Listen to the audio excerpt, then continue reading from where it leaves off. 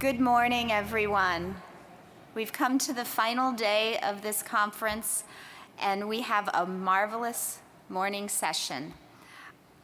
I am so excited about this very special Chambers Family Lifespan Lecture. We have for you today a siblings panel. Our panelists are, let me get them in the order they are seated, Reid Chambers, Nadjah Bray, Ervin Owen, and Eliana Danner. And we have Hillary Prather here to be our moderator. I'm going to let her tell you all about this panel.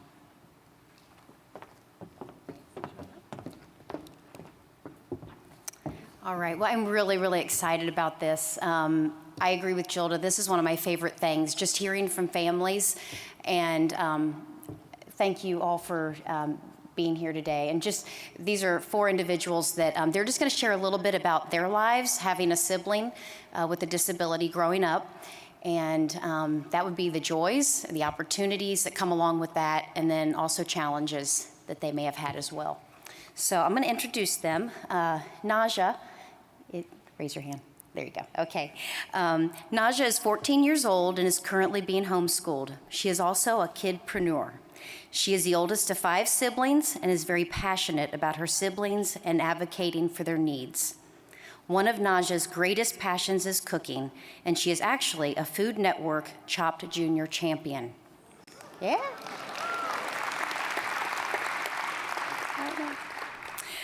Her other passions are fashion and special needs advocacy, but she would someday like to be an attorney. Her parents are Aaron and Dwan, and her siblings are Akira, who's 11, Ariane and Aubrey, who are 5, and Nylia, who is 2. Then we have Ervin Owens. Yeah. Ervin is 24 years old and is the older brother of Aaron, who is 22. He graduated from North College Hill High School in 2013, as well as the Construction, Framing, and Finishing Technologies program at Diamond Oaks Career Center. Ervin then went on to complete the Heavy Equipment Operations and Engineering program at the Live Oaks Career Campus in 2014. He is currently a journeyman equipment operator and works for Maxim Crane Works. His hobbies are being the owner of tropical fish, playing video games, and spending time with his 2 pit bulls, Kobe and Pooch. And he is also a car enthusiast. In 2017, Ervin purchased his first home and invited his brother Aaron to come live with him. Okay.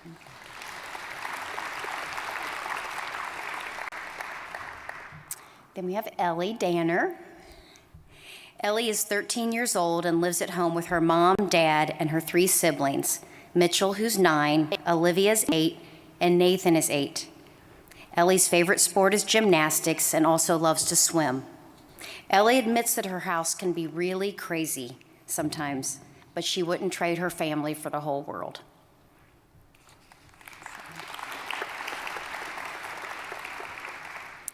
And then last but not least, Dr. Reid Chambers. Dr. Chambers grew up in San Diego with his brother Sean, who is a year older and has cerebral palsy. Dr. Chambers went to Occidental College in LA and graduated in 2002. He then lived in the Dominican Republic for a year, volunteering at the Children's Orthopedic Hospital. He did a year of research in pediatric orthopedic surgery and then moved to Chicago to pursue a master's in biomedical sciences, where he met his wife, Laura. They attended medical school together at the Chicago College of Osteopathic Medicine. He just completed his orthopedic residency at the Cleveland Clinic this year and is currently a fellow in pediatric, orthopedic, and scoliosis surgery at the Cleveland Clinic. Outside of work, Dr. Chambers enjoys spending time with his wife and his dog named Petunia, who's a pug. He also enjoys spin classes and gardening. He is proud of his parents, who are great advocates for people with cerebral palsy, and is also excited about personally being a physician who will help the next generation of families address the unique challenges and gifts associated with people with disabilities.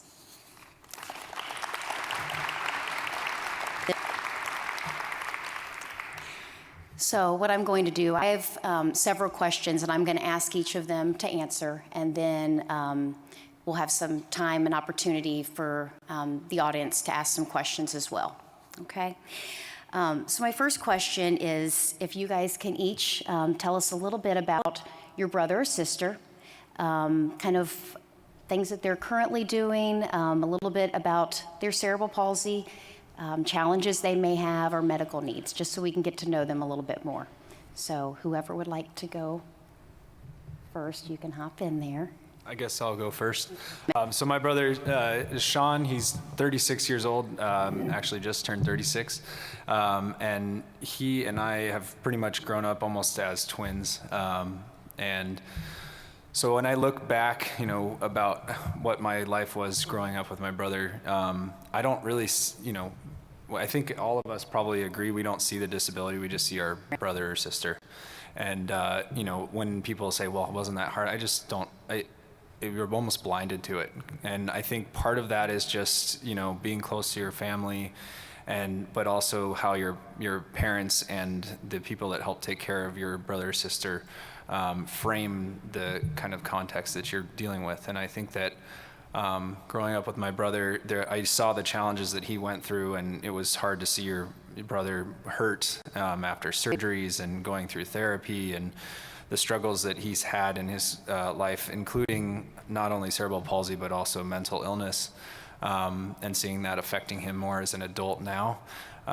But just going through that struggle with him together, and my parents including us in all of those things. So whether it was, the stretching on the floor, we were hanging out together. I didn't notice that he was getting stretching on the floor. It was just playing with Legos on the floor.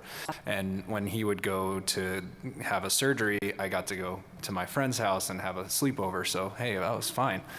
And then I got to, we'd rent a video game thing when he was recovering. So we didn't have video games in the house otherwise. So I was excited when my brother had surgery, selfishly. It was not that I felt like I was, missing out on things. And my parents, I know they worked really hard to make sure that I had a good childhood as well, and didn't say no to me because of things that were going on in my life. So I appreciate that. And I almost feel guilty. And I said this just recently that, I have taken advantage of my brother's disability and the fact that it has helped me frame my life and my career in a way that I feel like other people do not have that experience. And so the way that I address not only children and adults with disabilities, but just people in general, in every situation that I have to thank my brother for that. So. Great. And where is Sean right now? What is he doing? My brother lives with another gentleman with cerebral palsy in San Diego, very close to my parents in San Diego. They have a house together. They have a 24-hour live-in or support. He is very active in his community. He is now very into the drum circles that he's doing. I actually just got him gloves for his birthday because he's beating up his hands because he's so excited about doing it. He is in a wheelchair. He would be classified as a GMFCS level 4 to 5, which means he's in a wheelchair, that power wheelchair, and needs 24-hour assistance. But he is very independent in many, many ways. That's good. Great, thank you. Okay, so having a sister, a 2-year-old sister with cerebral palsy, you don't know she has her diagnosis because she doesn't let you know. She thinks that she can walk around with her 5-year-old older twin brothers and do everything they can, and me and my sister can. So sometimes you almost forget that she has her diagnosis because nothing's ever stopped her from doing what she wants to do as long as she puts her mind to it. She doesn't understand the word no at all, or you can't do. She's gonna do it until it's done, period. And that's what motivates me to keep going every day, because I look at her as inspiration. Like, her story, sometimes you look back on pictures or remember her story and it's like, wow, you came this far, like you're walking. And even though she does have some difficulties with this, she'll fall and get back up. It doesn't bother her. She runs around the whole house chasing after her brothers, and nothing ever stops her, which is what keeps me going. She is what inspired me to go on CHOP Junior and travel to New York City to compete, because I knew that if she could overcome all the many diagnoses that she has, then I can do anything. Just by looking at her and her smile, like she's had several surgeries when it comes to like, she needed a G tube, so she had a surgery for that. Her eyes crossed at birth, but that was able to be repaired. And every time you get nervous by, her going under surgery, and I will, think about it and, just hope that she has an amazing recovery, and she comes out and then smiles at you, and you're like, how can you smile after you just had this major operation? But every time I look at her, it just gives me joy. It just gives me confidence, know I can do whatever I want to do, because she pushes through any obstacle in her life. So she is what inspires me every day. That's great. Thanks.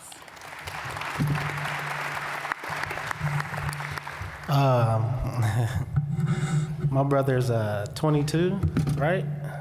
All right, just had to make sure. Ervin Owens, I want to say mild case of cerebral palsy. I don't know. It's like those two said. You don't notice it until somebody mentions it or something, And I don't know. Kind of growing up, you kind of hear some people, crack jokes or whatever, and it hurts you a little bit, But I mean, Aaron, he's, what he, I guess, lacks in physical.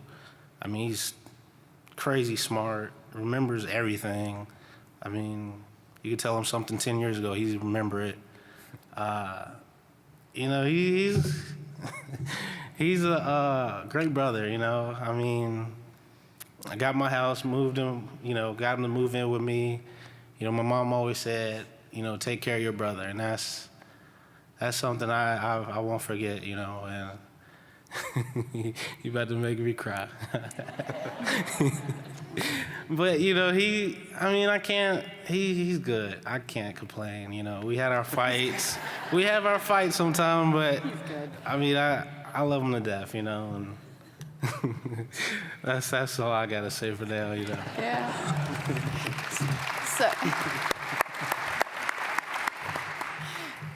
my brother's name is Nathan. He was adopted from China 2 years ago, and it has changed my life. He could do everything. He's just so awesome. He helps me just remember to stay positive, just to look up and don't look back, because you're not going that way. You're just going forward, and you'll progress no matter what. He has always been by my side, and I've tried to help him so much as he has helped me. He has cerebral palsy. Yes, he does, in his legs, and so he's usually in a wheelchair or in a walker. I try to help him with that sometimes, but it can get hard. But I still try to stay positive and do whatever I can to help him or help his experience. I look at him like basically all they've said, you don't realize it. And they're just like you and me. You don't realize how many people go through the struggle of a difficulty until you really have a sibling right there with you in your life to just realize how hard it is for them. They're not so different from you and me. They aren't. It might seem like it with their disability or whatever, but they are not. They are just like all of us. And I think that we should all respect that.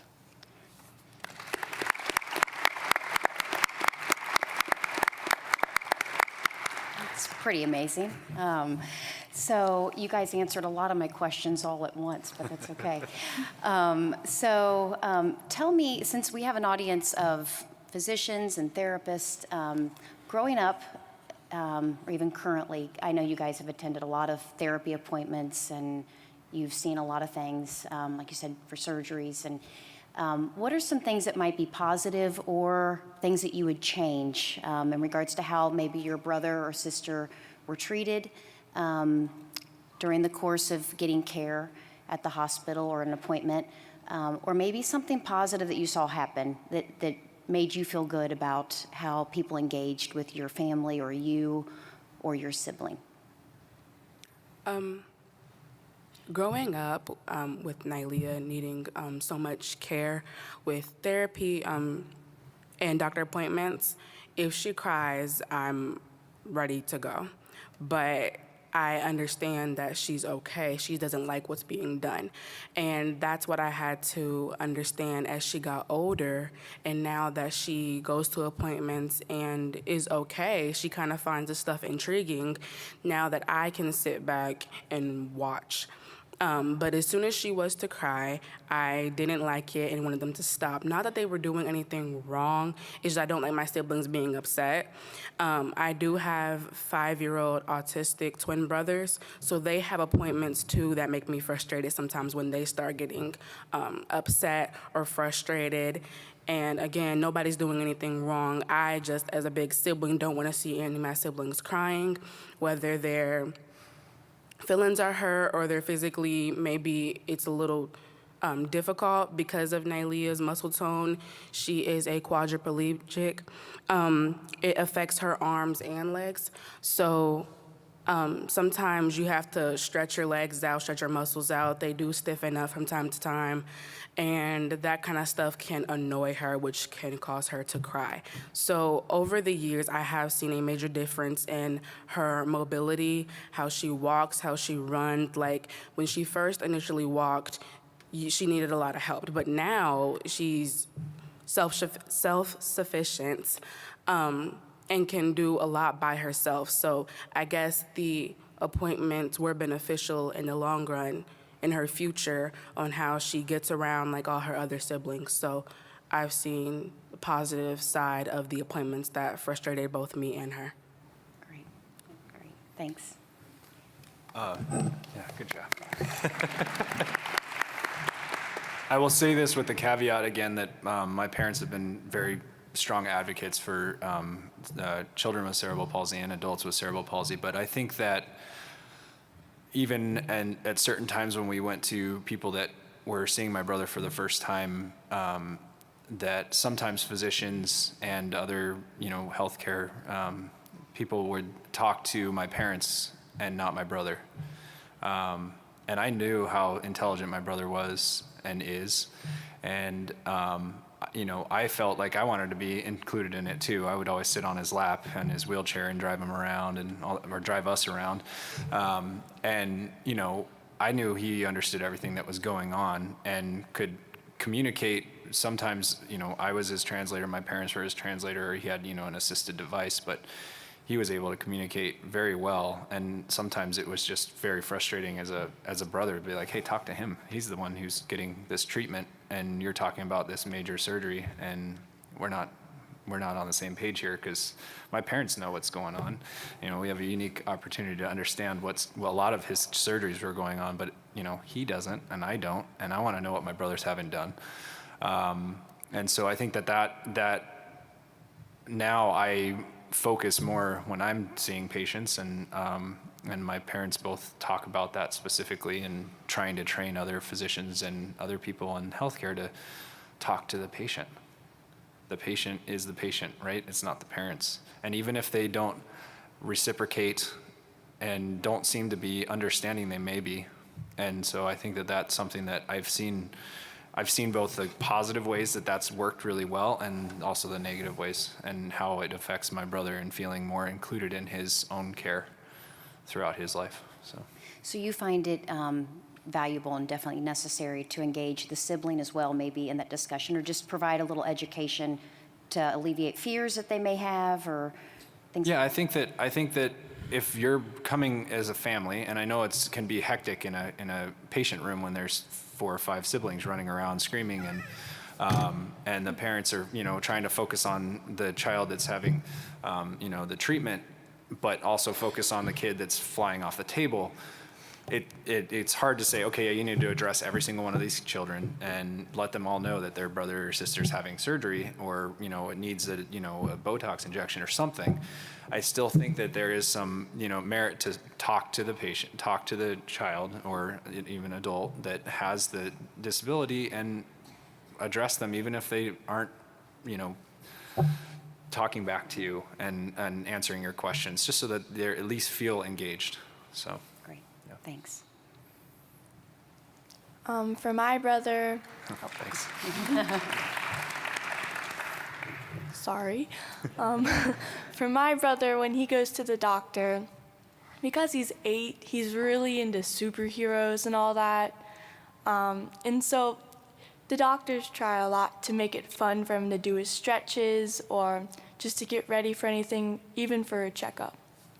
Like, if he's doing like stretches for his leg or something, or like sit-ups or something, they'll be like, every time you get up, you can punch him in the face, you can punch Joker and save the day and all that.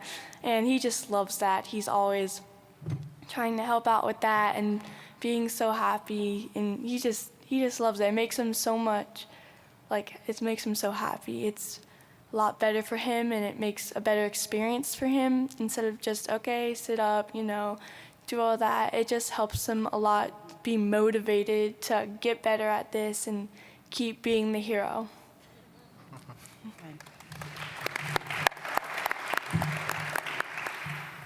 One of the things I remember from therapy back in the day, and Aaron, he would wear braces, his whole life, and when he got to like middle school, high school, all the shoes he would have to wear, it would have to be a certain shoe because they would have to cut in it and put like a sole, because I think his right foot is a little shorter than the left, so they had to make the difference. And for the longest time, he couldn't get the shoes that he wanted, and now that he got his own job, he probably has like 20 pairs of shoes. It's crazy.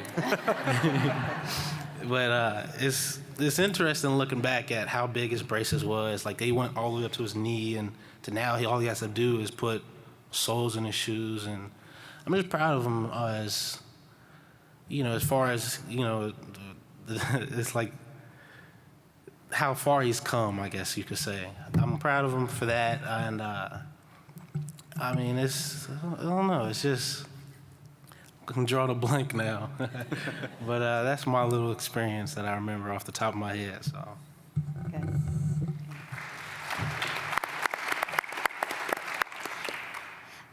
I know you guys are 4 great individuals, and you're incredible.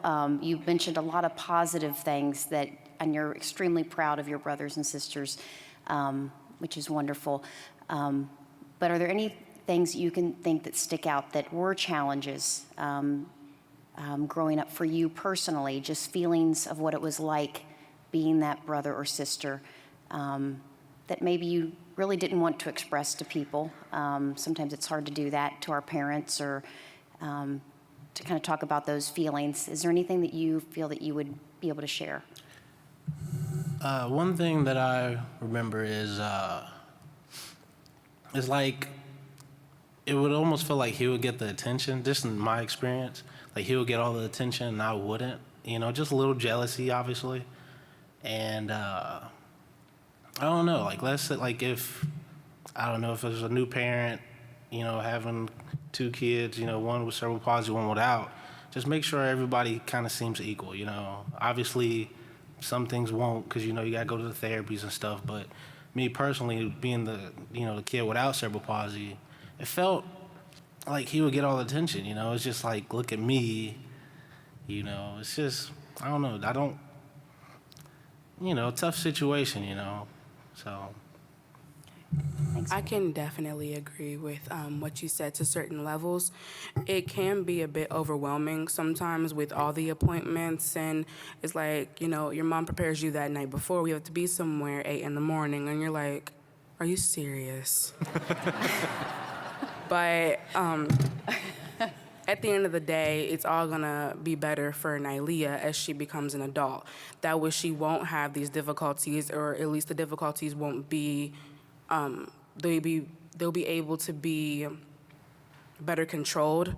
So she won't have she can be independent as much as she wants to and do the things that she would want to do without any setbacks. So again, I definitely agree with what you said, because it can be a bit overwhelming, especially because I have my other brothers who were in therapy, and now they go to school and they're doing so good now, but there was a time period where they weren't. And some of them, my younger brother, they're twins. The youngest twin is nonverbal sometimes. So it's difficult to get him to use his words and not get so upset sometimes. So my house, there's never a dull moment in the Bray house. You know, so my brothers don't understand sometimes that Nylia wants to play and she's chasing after them. And the oldest twin, he has trouble with L's. So we call her Leah for short. He's like, no, Leah, go away. So it's hilarious to watch her run around with them when you thought for a minute that she wasn't going to be able to chase after her brothers, or there was a time where she wouldn't be able to stand on her own without, falling. Like, she would keep trying to get up and just fall back down, and she never stopped trying or get frustrated. She would just she's so patient with herself, keeps trying, and now she's standing up, walking around, where she's walking upstairs, crawling upstairs. As long as we have her hand, she's doing everything, and she just blows our mind every day. So definitely agree with what you said, certain times of the day.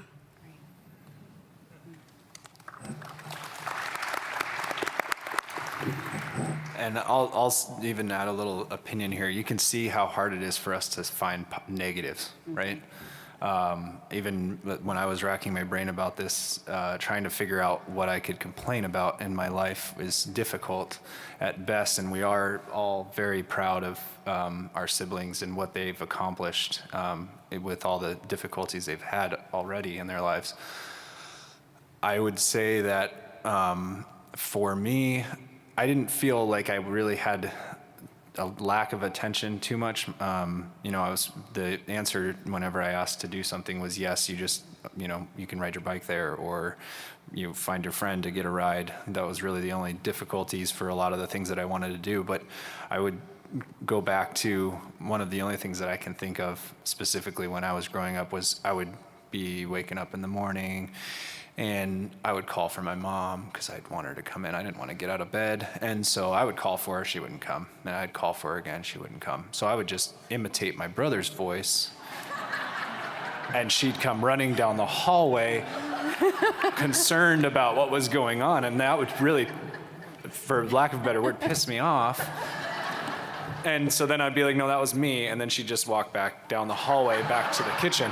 So, I think that there is some, resentment in that regard. I think that, even things that you don't really realize when you're growing up, you guys are still young and, or going through the experience. I think that when I went off to college, it was really hard to be away from my brother. I'd grown up, he was there before I was born, and so being apart from him was difficult. We spent every day together. We went to the same school. We graduated from the same high school at the same time. We walked together through that. And to almost have the same experience, my parents had him move into a group home, like he was going off to college too. And it was hard to be away from him. And that, just, it's difficult, and it's been so much better now that we have all this awesome, ability to do FaceTime and things, but it was still, and we didn't have that when I went off to college. So, talking to him on the phone with dysarthric speech and not having the same visual cues when you're there right in front of him was difficult to communicate with him. And then the difficulty of I'm at college and I'm trying to develop my social life and also trying to fit in the time to talk to my brother. It was always built in. And that's still a struggle now in my life. I go, 2 or 3 weeks where I realize I haven't talked to my brother, and and then it's like, oh man, and see how he's doing. But again, there's also the positive of having FaceTime and all these other programs, Skype and everything, so I can get those visual cues again, see him, he gets to see me, because I know he cares about me and he wants me to be back. He asks me every single time, when are you coming back? When are you coming back? Mm-hmm.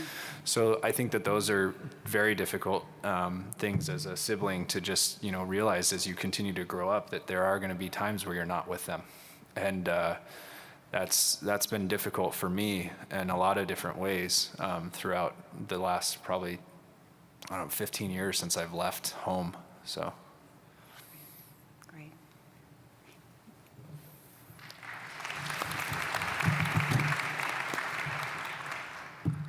For me, really, some difficult things with Nathan is since he has a walker and a wheelchair, I'm constantly stubbing my foot or tripping over them. Like in the hallways, I'll wake up and I just will fall down, straight down, because his walker's in the middle of the hallway. Very convenient. But there are some really good things too. I mean, just having him is a joy and it's wonderful. But there's also some other good things. So we went to Disney World a couple years ago. You know where this is going. We went to Disney World, and because he's in a wheelchair, we kind of get to cut most of the lines. Oh. Yep. And for me, because, I love the rides, I'm like, yes. Even though other people are just like, why do they get to cut? I'm just like, yay. Yeah, but there's a lot of good things about him. Not really many bad things, as they've said, but it's mostly just good things. He's just wonderful, wonderful boy, and I'm so glad to have him in my life. That's great. I will add also along those lines, you especially when it's just the two of us, I could never blame him for things that went wrong in the house. That is so true. Like you couldn't, what happened to all the cookies? Sean ate them. Well, he can't reach up there, so I got him down for him, I fed him them, and it's his fault. And then also with fights, when he would sneak up slowly with his wheelchair and pin me up against a wall, I couldn't really say, well, he pinned me up against the wall. And then my retaliation, which is terrible, I feel very guilty about it, I would just disconnect his wheelchair and be like, oh, sorry.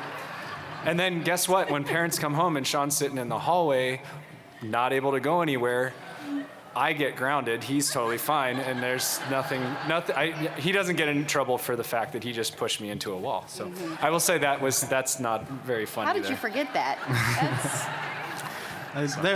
There was one time Aaron, he likes to try and prove himself, obviously, a lot. And I was messing with him, and I was wrong for doing it. I was messing with him one day, and we're in the kitchen, my mom's in there. I turn around, I get hit with the hardest punch ever. And then she obviously breaking it up. And I'm like, if I hit him, I'm grounded, whatever. Nothing happened to him. I'm just saying. Yep. Love him to death, but God. He tried to knock me out. This is what I was looking for. Yeah. I knew there was something. There had to be something. So, Ervin, I know you mentioned to me that sometimes you were frustrated that people had lower expectations of Aaron than he was really capable of. And even now that he lives with you, I think you said that you have expectations, and maybe you can speak to that about how that frustrated you growing up. Yeah, because it was, I'm 18, cutting people grass, doing all this, trying to get my license and, getting a job, and, people would kind of push me, and I wish my parents would push them a little bit like they did me a little, or, I don't know, I just feel like he needed a little more of a push, get motivated, because that's one thing that Aaron does. He's, sometimes when he gets lazy and woe is me, but, he needed somebody to push him. So when I, had him move in with me, I, take him places, try to get him to, elevate himself, so that's my little experience with that, I guess, so. Great. Anybody else on that topic? No.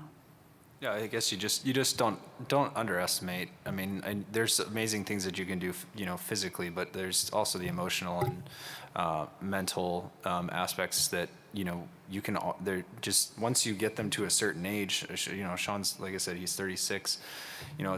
And even with medicine, everybody just says, okay, 18, now you get to go hang out with the adult doctors.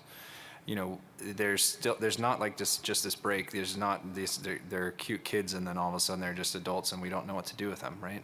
And so I think that for my brother, it's always been a constant. You want to just continue to push them and find ways to do that.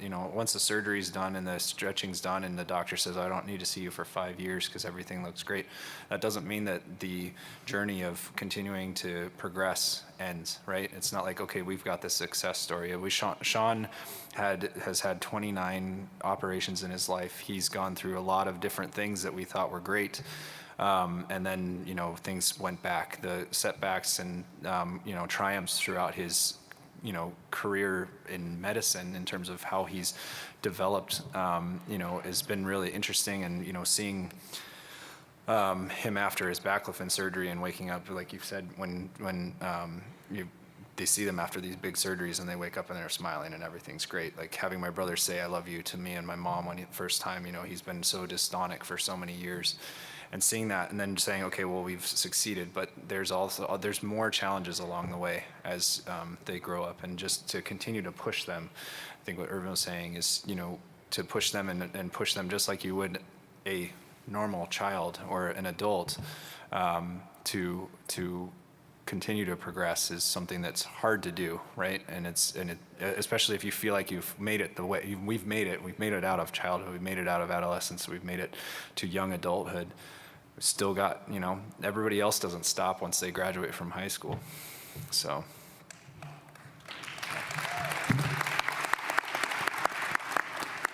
I definitely have to piggyback on what both of them said. When it comes to Nadjah and certain challenges, we like to keep the house very motivational.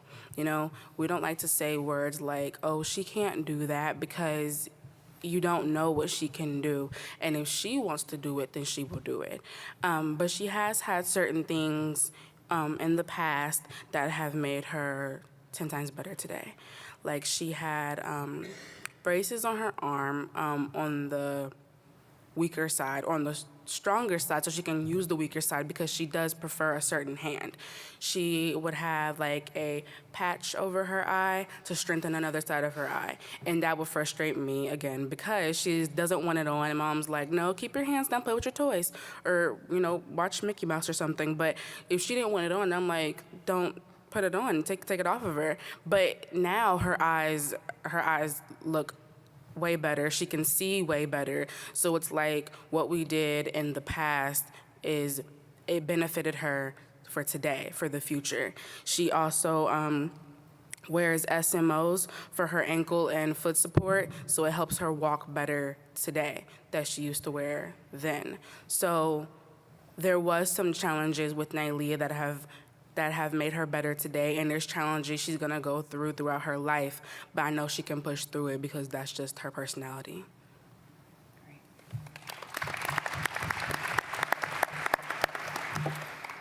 Lastly, do you guys, is there anything you, and I think Reid, especially you're older than the rest, and then Ervin, anything that as an adult now that, as you guys have grown up together, are there concerns or fears that you have looking into the future that you may not have discussed? You want me to start? I'll start. When you're growing up, the fear is surgery. How are they going to do after surgery? How are they, handling the pain from physical therapy and things? And I think as an adult, again, being far away from him is, I was telling my dad, when I get 2 text messages in a row from my mom or my dad, or I have 2 missed phone calls, I get nervous. And the first thing I think about is Sean okay? And so, there's always this question of like, what's next, right? My brother, once he kind of got through high school, everything in terms of like his treatment for cerebral palsy seemed to be pretty stable, and we felt like, again, high fives, everything's going great. He's going into adulthood in his best chance we can, and then his bipolar disorder kind of manifested itself, and there's this whole new thing of challenges, and he's very intelligent and bright, and having the frustration of this mental illness to something that he had really never, or maybe we didn't realize it back when he was younger, but something that has pushed him. He's even said it in his own words. My CP is fine. It's my brain. that is hard to take care of, and never knowing really what the next thing is. It scares me. And then, even in the future now, as we continue to grow into adults, there's adult problems, right? What else is he going to have? Is he going to have high blood pressure? Is there, how are we going to take care of him in the future? I want to try to take care of my brother, and as my parents continue to get older, I get, despite their tries not to, as they get older, I get more, thinking about how can I help take care of them. And I'm very lucky to have a family that has thought about that too and has helped put something in place. But it is something to think about. Don't think about it yet. Don't worry about it yet. But it is something that, as a sibling, as a brother with my brother who has cerebral palsy, it is something to think about. How far away can I live from him and continue my life and make my choices and still be able to try to support him? And can I get back home? I live in Cleveland. He lives in San Diego. There's no direct flights there. So if there is something, how do I get home to take care of him, to help my parents out? It is it's not really a true clear and present danger now because my parents live there, but it will be in the future. And so I even have to, that's something that I never thought of before, and I'm slowly starting to think about now. He is an adult with cerebral palsy, and he also has, bipolar disorder, and these are things that my parents are helping manage now, but I would, I feel as the sibling will be something that I need to help, manage and take care of him and be close to him too, so. Great, thank you.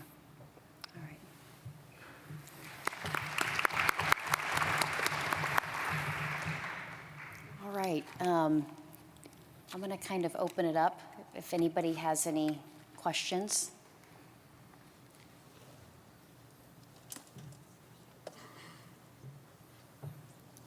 Hi, Ervin. So my question for you is, you kind of have an additional unique experience with Aaron, and you had the opportunity to be in an adapted environment with him, with peers who had various levels of disabilities for about, I think, 2 or 3 years. I think at one point you were even in a room opposite of Aaron just based on ages. And if you could speak to anything about being around other peers with various levels of disability more involved than Aaron, if you think that affected you in any way. Yeah, I'm always, because this world could be cruel. I have a soft spot for, people. I understand growing up with it and everything, and I don't let Aaron complain because he could be a lot worse than he is. And try to push him, and I don't. I'm not good at this. Yeah. Do you remember that? I mean, do you remember the I remember. kid? I mean, Perlman Center. I remember all that. so what I remember is you just playing. Yeah. Like you did not. It's like he's normal. You didn't notice, not Aaron, But the other they're all, peers. yeah. Like you. Everybody's normal. You were walking. You were swinging. You were helping to talk, and that's what I remember. So I think that impacted you additionally, to be the awesome dude that you are. So. Thanks, great.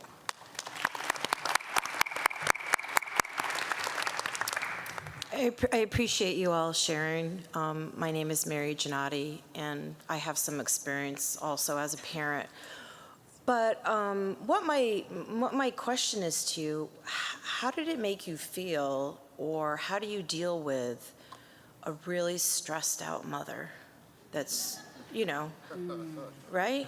I mean, I'm sure you saw your mom crying hysterically, uncontrollably when your sibling got sick or got another diagnosis or had a complication. And, how did that make you feel, and how did you deal with that? Because I'm sure that was part of the story. If you guys don't know, Nylia was born, she lost oxygen at birth. She had seizures, which made her diagnosed with epilepsy along with cerebral palsy. My mom came home that night from picking us up from my grandparents' house. My other siblings and I were at my grandparents' house. When she came to pick us up, she didn't say too much, and you can tell when my mom was there, and of course she said hi. You know, she didn't want to make us too stressed out, but you can tell something was wrong. She was very overwhelmed that day, and the 4.3 weeks that Nylia was in NICU was like the hardest time in my life. And that's why looking at Nylia right now is like, you're such an inspiration. But in that time, my 11-year-old sister, Akira, was a competitive dancer on a dance team, so she wasn't in the house much. My mother and father were back and forth traveling from our house to Children's Hospital to give my sister breast milk so as she can get to a certain weight and come home. My twin brothers are autistic, as I've mentioned before, and so one of my goals were to get them to have a better diet. Their diet was very little. They didn't eat very much at all. They're very picky eaters. Now they are a lot better because I was trying to cook and get more creative with their diet and their foods in that time that my sister was in NICU. But you're looking at your mother and you're like, I just want to make the situation better. You know, I just want to make it all go away so she can smile again. And it was so hard. Being the oldest sibling, you just want to fix it. Like, your sister is stressed out. My sister, Akira, she would cry to me sometimes about things she didn't want to express to mom and dad because she knew that was going to make them more frustrated. So I was a person that she could cry to and express her feelings. And I knew my brothers were stressed out, but they didn't know how to express it. They really didn't know what was going on. So I stayed strong for them so they can communicate to me as much as possible and need to hear somebody out and be there for them.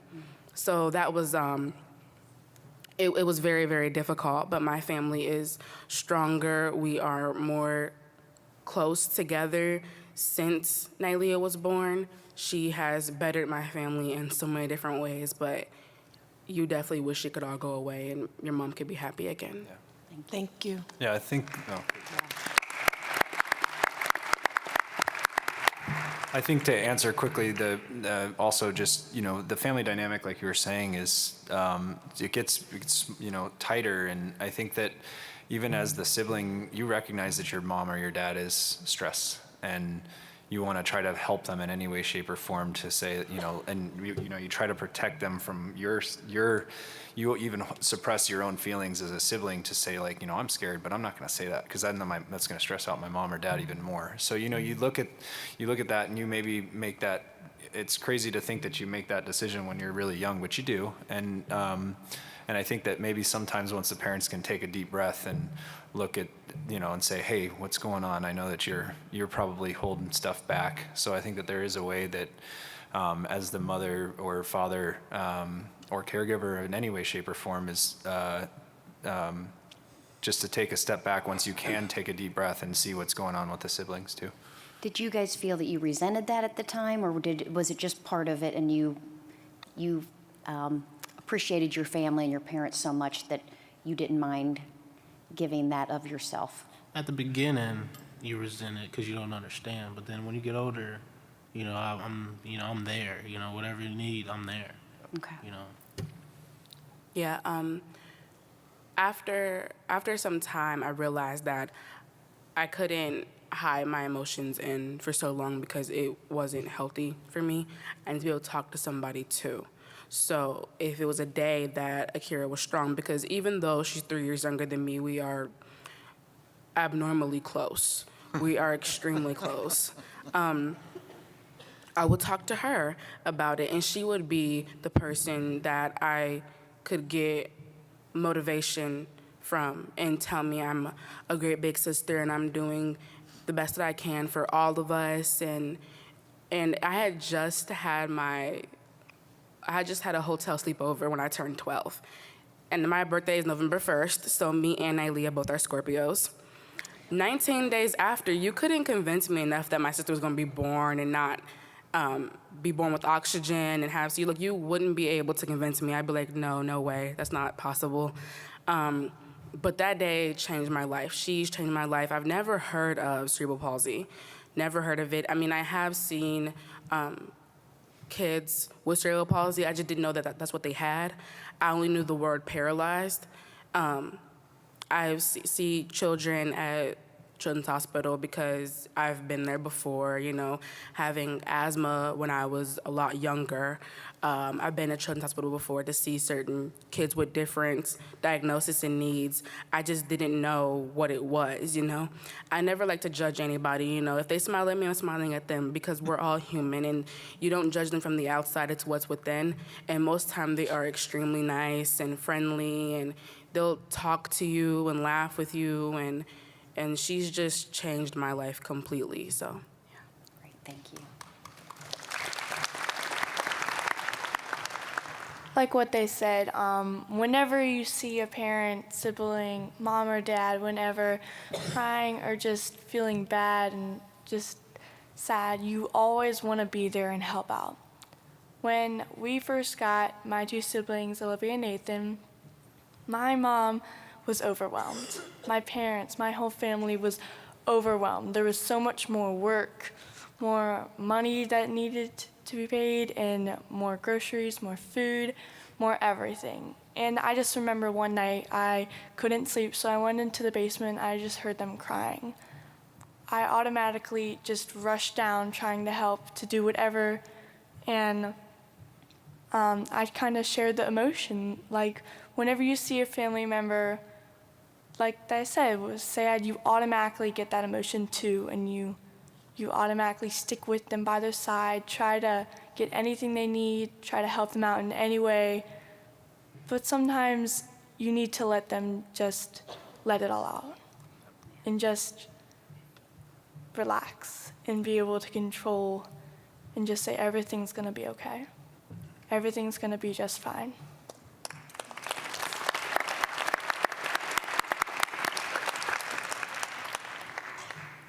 My name is Peter Rosenbaum, and I want to make two quick comments and ask a question. The first comment is, your parents must all be awesome people to have raised the four of you. Mm-hmm.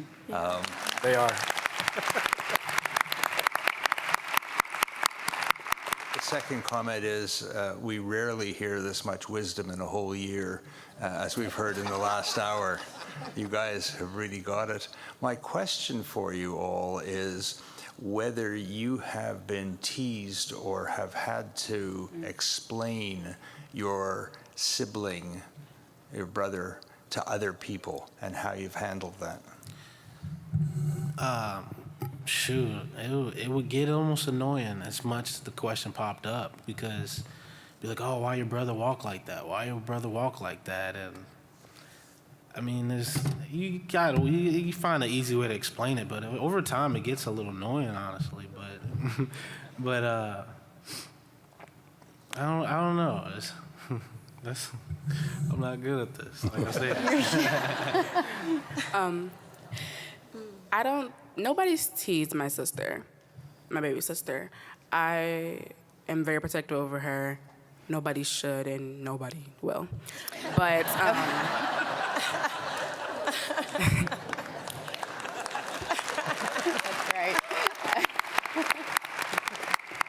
but I have had to explain her diagnosis, and sometimes people want the whole story. Like, if I say, oh yeah, she has epilepsy and cerebral palsy, what is that? How did she get that? And it's like, okay, we'll have to relive this whole traumatic situation for me. You know, you're still trying to overcome it.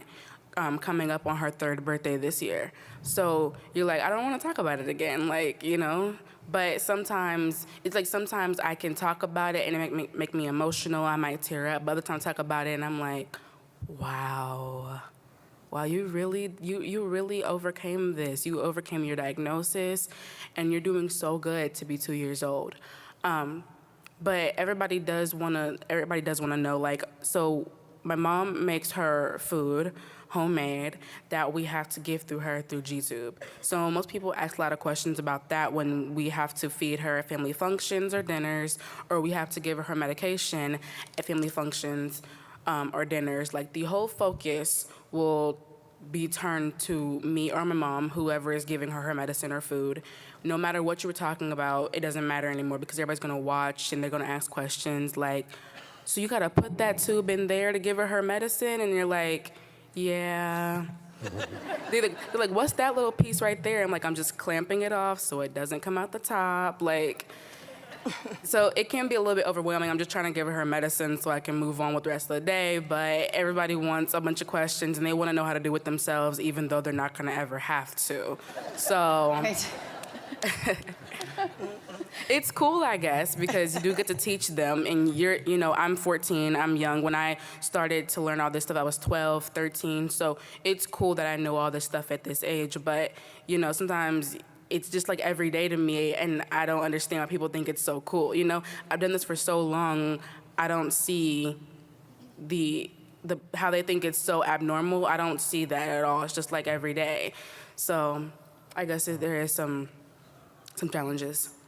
Yeah, my brother, he had a feeding tube when he was little, and I guess he would get so many questions from football, in the locker room. His feeding tube scar, he would just tell people that's a bullet shot. And I'm like, you can't be telling people that, but that's the way he explained it. It's a bullet wound. And to say that I got teased for my brother, I probably got teased more for the fact that he was the popular one at my school and I wasn't. I was known as Sean's brother, even though I was on I was the captain of 2 different teams and all this stuff. It was like, oh, what's your name? Oh, you're Sean's brother. Cool. So I think that was about the most teasing I got. I think that especially the fact that we were very lucky to get him into an inclusion type of program into the local high school. And actually even before that, so he and I were in the same class at the same school, and he did take some classes where we were actually in the same room together. So instead of putting him into a room with other children with disabilities and excluding him, he was very much included in that. And I think that was, to go away from the fact that I was teased because he was the cool one. I think it was really awesome that he was able to do that. So to be able to have that experience, so. Great. So I'm very protective of my siblings, and I'll be talking with my friends at school, and they'll point out a kid with disabilities and be like, look at him, he's so weird and stuff, and I'm just like, okay, stop. I have a brother with that type of disability, and that doesn't mean you can go just pick on someone you know nothing about. They're just like us. I mean, sure, they have a disability or something, but that doesn't mean you have to make fun of them or make them feel less than they really are, because they're probably better than you. They're probably more amazing. They go through stuff every day that you will never have to go through. You just need to remember that and try to put yourself in their shoes, how they would feel, what would happen if you had to get a huge surgery and multiple little ones every other year. Just try to not think what you see at first. Try to go deeper into their life and figure out what's really going on.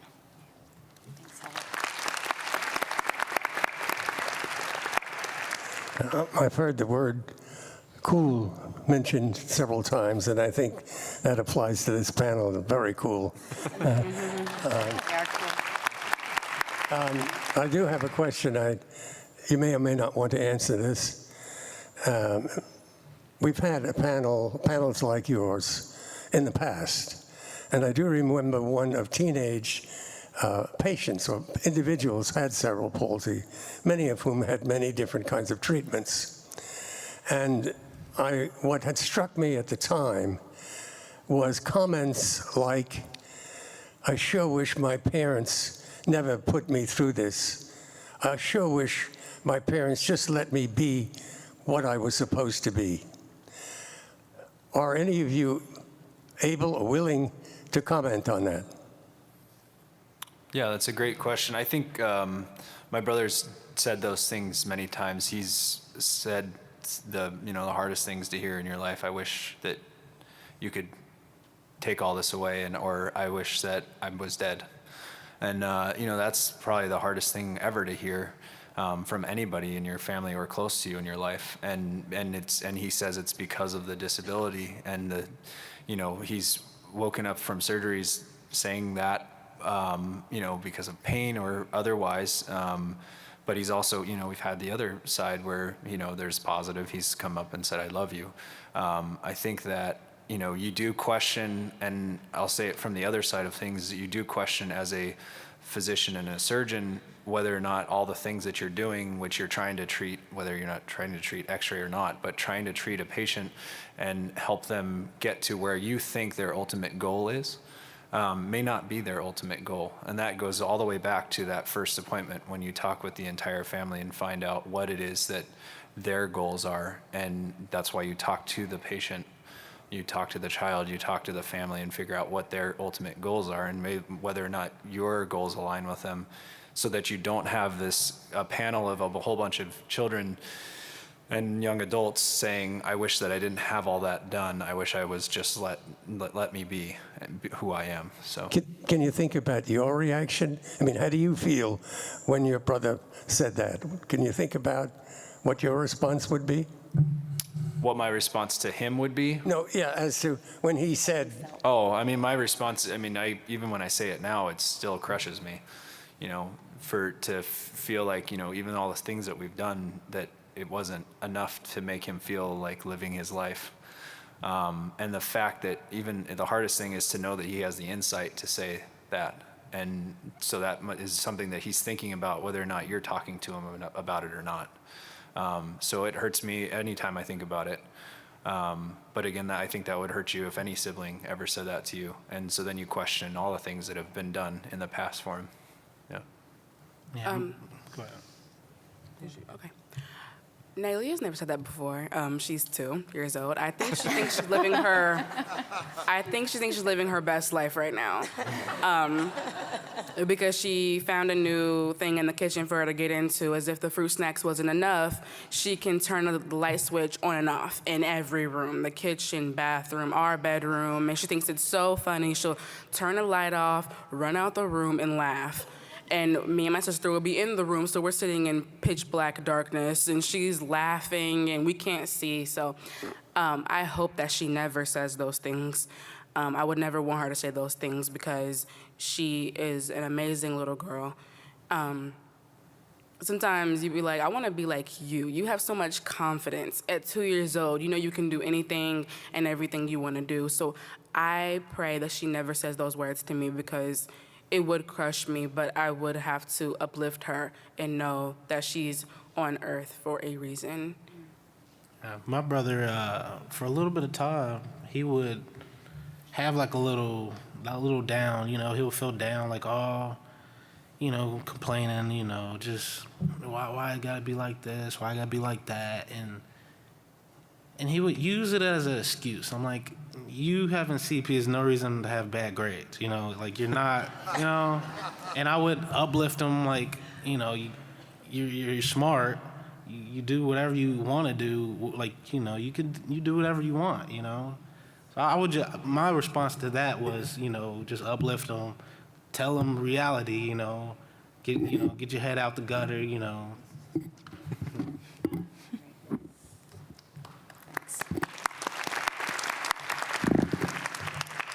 Yeah, my brother really hasn't ever said he hates like his disability or anything, but it sure has frustrated him.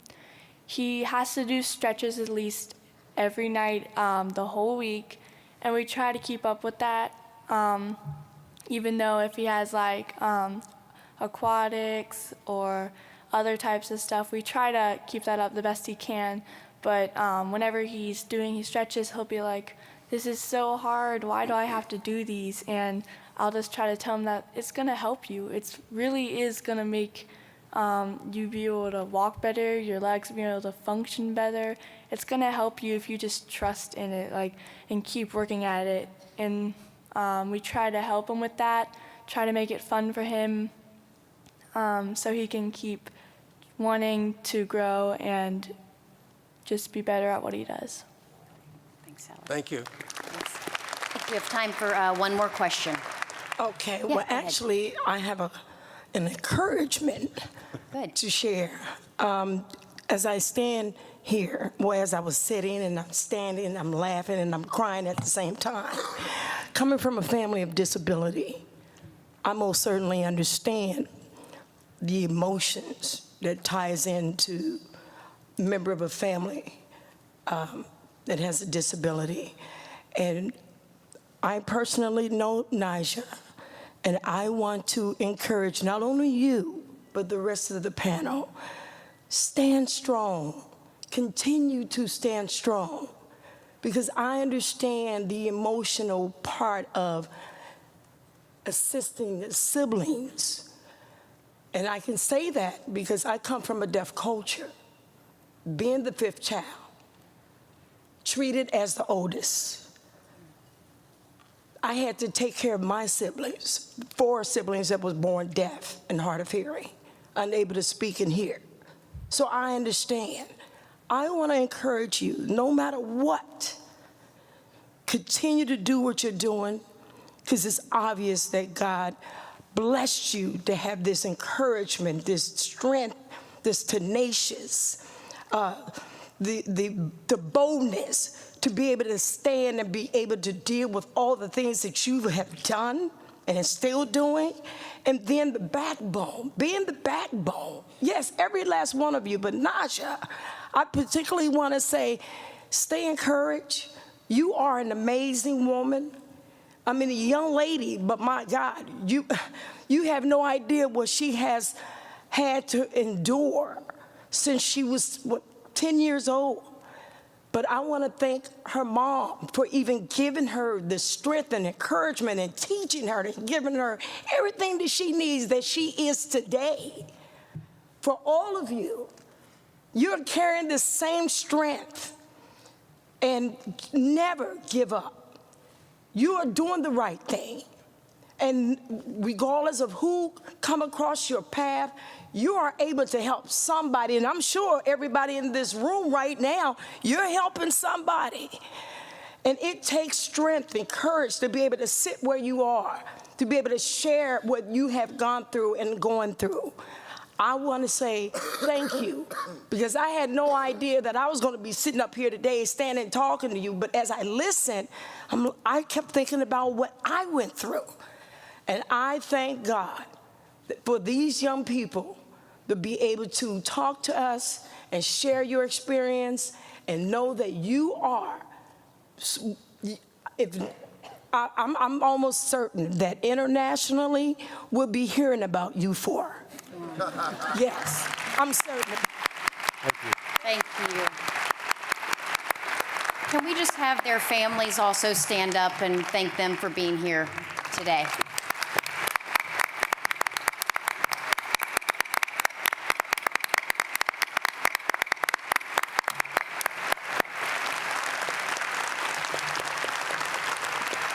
Thanks to Hillary also. We have a small gift for each of our panelists, and I'd like to recognize them one at a time. And Pete, you can make your way up on the stage.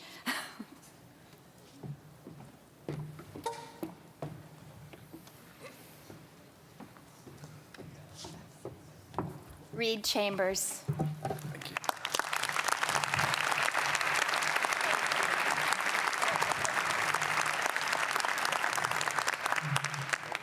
You want a photo, Bob?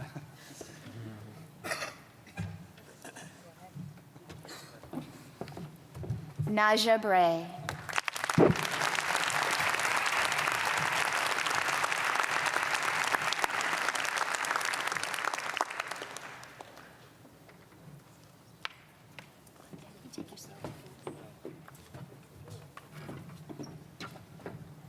Ervin Owens.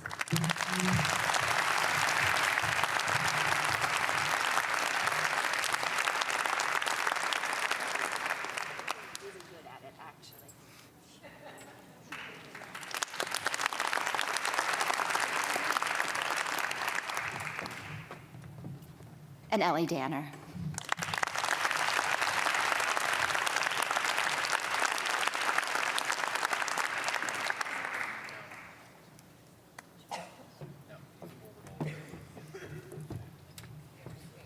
as Pete is making his way up, I did want to remind you of a couple of things. Of course, please complete your evaluations. And that all of the materials, I realize our app has had some significant shortcomings. I assure you, number one, that that will be addressed for next year, but also that any of the materials in the courses, other supportive materials are available on our website. So please look there for anything that you need. And I'm still really quite overwhelmed by that sibling panel. They're just so tremendous. Let's give them another round of applause.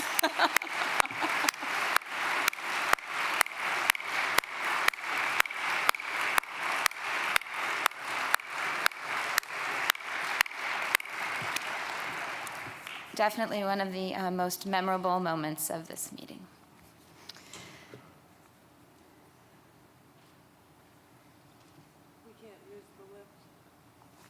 Oh dear.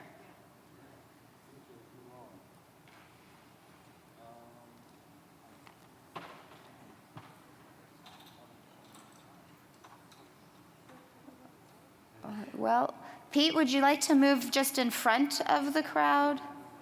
Here.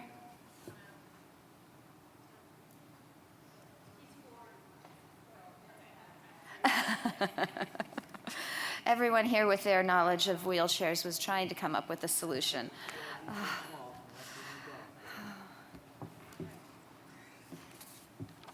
Well, this is awkward. Hi, Pete. Is this one on? I'm going to sit here. It's a little bit better.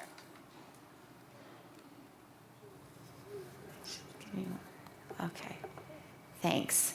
At least now I can see Pete, because I have the great privilege of awarding the Kathleen Lyle Murray Award this morning, a truly special honor and a truly special honoree. The Kathleen Lyle Murray Foundation was established in 1975 by Margaret O. Murray and Clark O. Murray of Kansas City.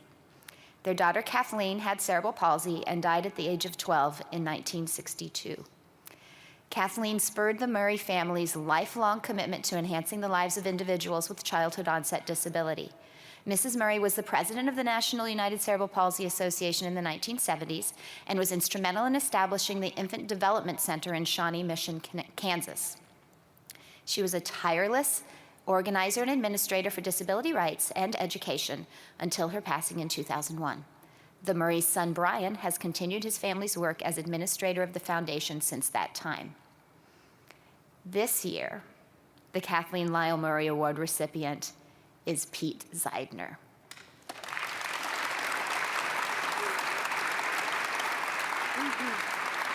Pete is here with Amanda Griffith. Let me tell you just a bit about Pete. I suspect many of you already know these things. Determined to show that handicaps are not always limiting, Pete Zeidner, significantly impacted by cerebral palsy, rode a recumbent bicycle with joy and purpose. Pete started the Pedal with Pete Foundation in 1993 with the goal to raise $1 million for CP research. Under his leadership, the goal was reached in 2015.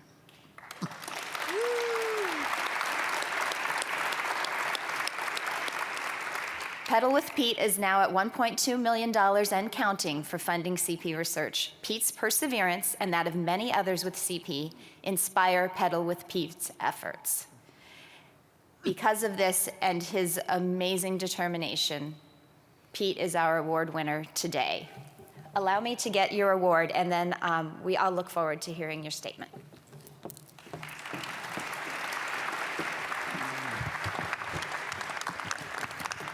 Hi, Pete asked me to say his speech for him.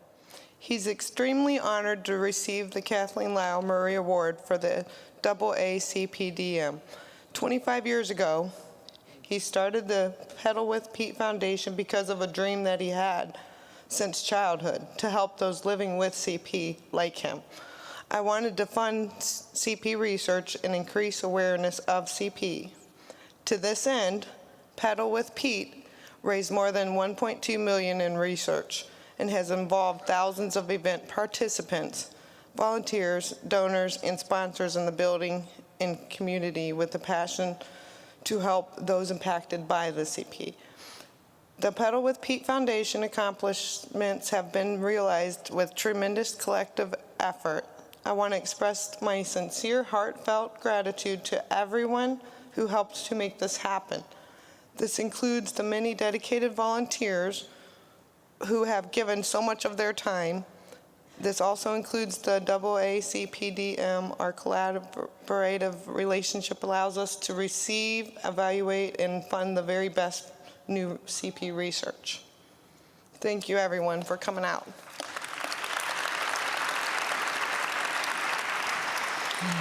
Thank you. Whoa. Yeah.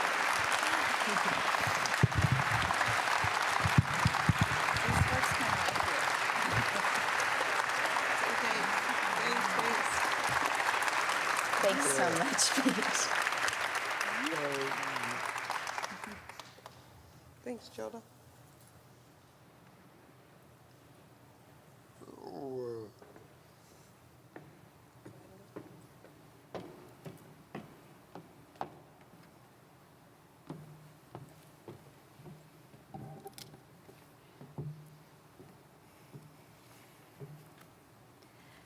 It is fitting that we move on to research grant announcements because that has been a huge area of impact for Pete and Pedal with Pete. I would like to announce this year's AACPDM grant recipients. Through the support of our Academy and generous contributions by the Pedal with Pete Foundation and the CP Alliance Research Foundation, we were able to fund 5 research projects for a total of nearly $125,000. Yes. I would like to invite Sarah McIntyre of the Cerebral Palsy Alliance Research Foundation and Ernie Larger and Mimi Singh of the Pedal with Pete Foundation to the stage to greet the investigators of the research grant recipients as I call off their names. And now I have to go grab the things that they're going to give to them.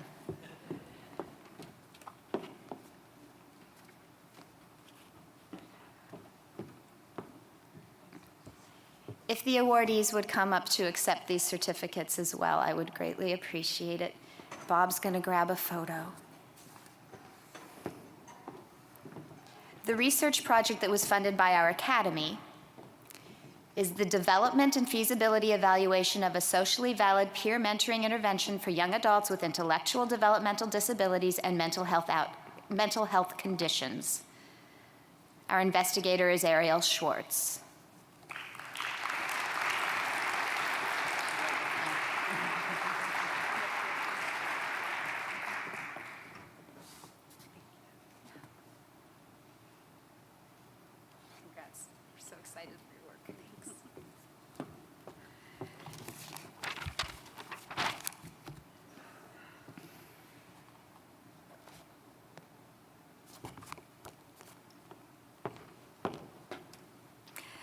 The Research Foundation of the Cerebral Palsy Alliance offers a range of grants to support research into the prevention and cure of cerebral palsy.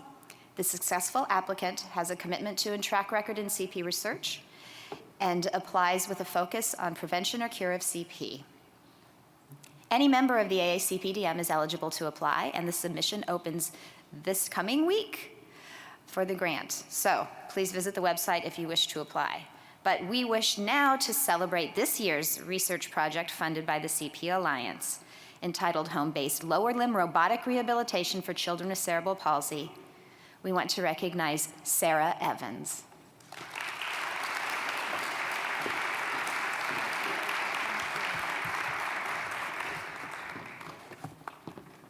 Sarah, come over here. Shoe size.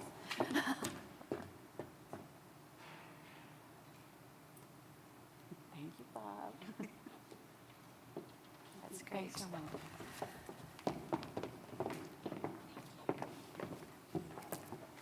The Pedal with Pete Foundation is a philanthropic organization dedicated to raising funds for research to improve the quality of life for persons with cerebral palsy. As we are now all very aware, in 1993, the Pedal with Pete Foundation was established to raise money for research to prevent and treat the effects of CP. Pedal with Pete continues to focus on expanding our annual ride to other cities and leading to increased fundraising for CP research. They partner with our academy when we identify projects worth funding. Their funds come through us to support research, and this year, there were 3 research projects funded by the Pedal with Pete Foundation. I'm going to call all 3, just in the interest of time, and we will take 3 separate photos, I think. Okay. The first, supported mobility across the lifespan in cerebral palsy, joint decision-making. The investigator is Christy Bjornson. Yay. Muscle stem cell dysfunction in muscular contractures in children with cerebral palsy. Sudarshan Dyanidhi. I did not do that well. I was going to practice. Participation, mobility, and gait in adults with cerebral palsy, relationships with childhood factors. Wade Schrader. Thank you for saving me. That's an easy one.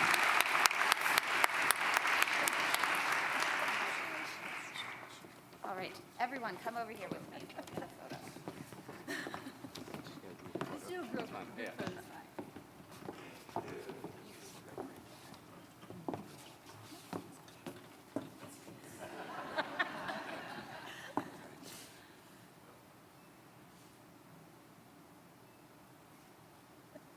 Bob, you're the best.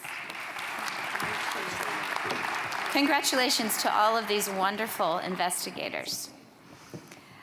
And I want to thank the project teams and our supporters. We will accept research grant applications in the spring. And now I'd like to invite the chair of the awards committee, Dr. Julie Cease, to present the Best Scientific and Demonstration Poster Awards, and Dr. Peter Rosenbaum to present the McKeith Press Promising Career Award.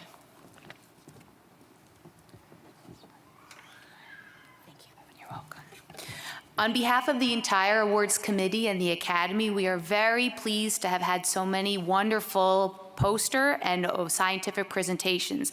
So for this year's 2018 Best Demonstration Poster Award for the Academy of Cerebral Palsy and Developmental Medicine is awarded to and recognizes Dr. Jennifer Carlisle, MD, for demonstration poster number 9, titled Feasibility of Displaying Bedside Home Videos to Facilitate Patient and Provider Communication with Medical Complexity. If Dr. Carlisle is here.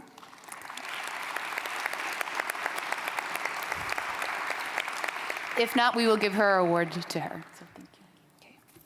And our second award we would like to present on behalf of the Academy and the committee to the 2018 Best Scientific Poster Award.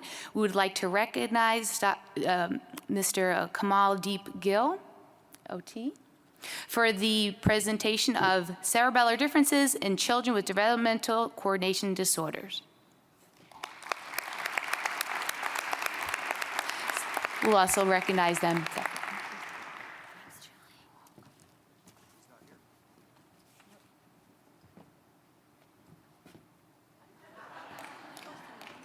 You're supposed to announce it. Sorry, I didn't read the memo.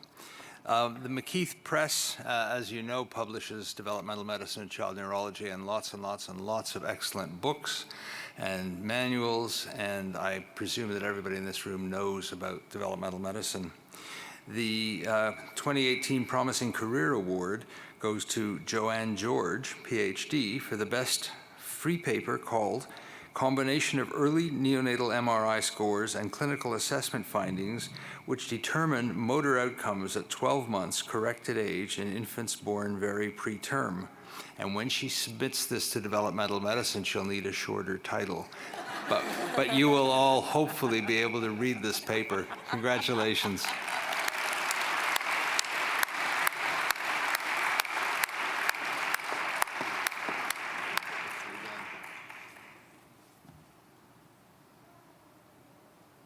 Hold on.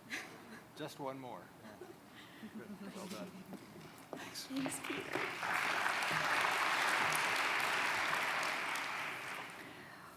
One more set of awards. This one's fun. I get to announce the 2018 Life Shots Photo Contest winners. I know there's much anticipation. These are presented by the Weinberg Family Cerebral Palsy Center, and hopefully all of you got your slips of paper and voted. All winners will receive an electronic tablet and a professionally mounted version of their winning photos. In descending order, third place, entitled Believe, the photographer was Isis Del Carmen.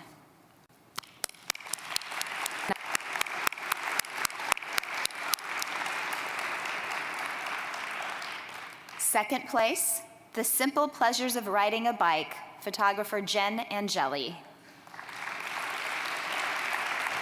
That was in Cincinnati. And first place, The Ring Bearer, photographer Andrea Baraldi Cunha.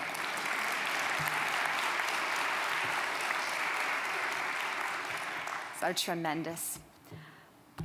Wow, we're coming right to the end, and I want to thank all of you for being a part of such a special week.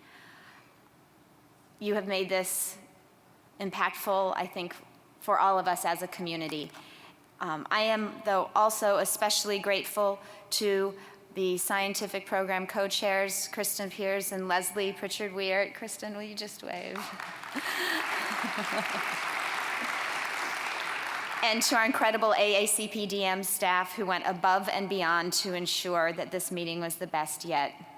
Erin, Heather, Elizabeth, if you are in here, would you wave? They're probably hiding somewhere.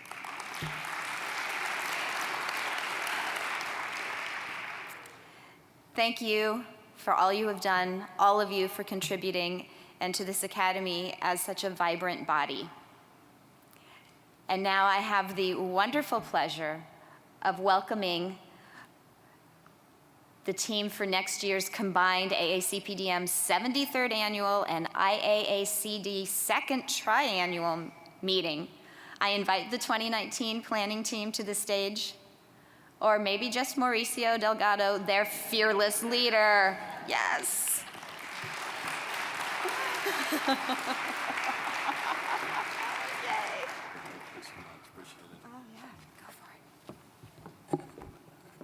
Well, first of all, I want to thank and recognize Gilda and her team for this amazing meeting. You really did a great job, so we appreciate you.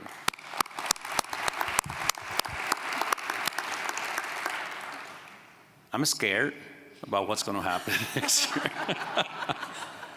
But we're going to have an amazing meeting. We're going to have the opportunity to host the International Alliance of Academies, and this is going to bring people from all over the world. The meeting next year is going to have new things that you, I hope, will enjoy.